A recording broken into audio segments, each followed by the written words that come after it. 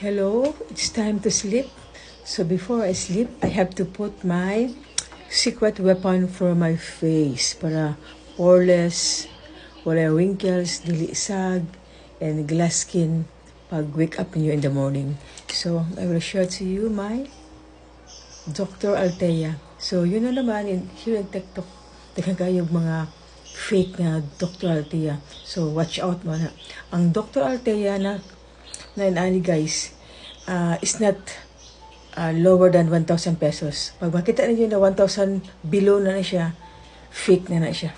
So ayaw buy anak kay ang Althea, ang Dr. Althea, it's worth 1K pataas. So better buy in a legit seller.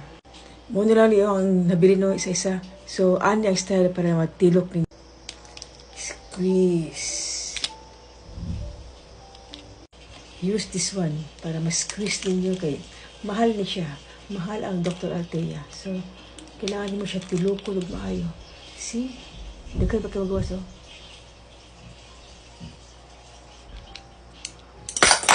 Then, ibutang sa face.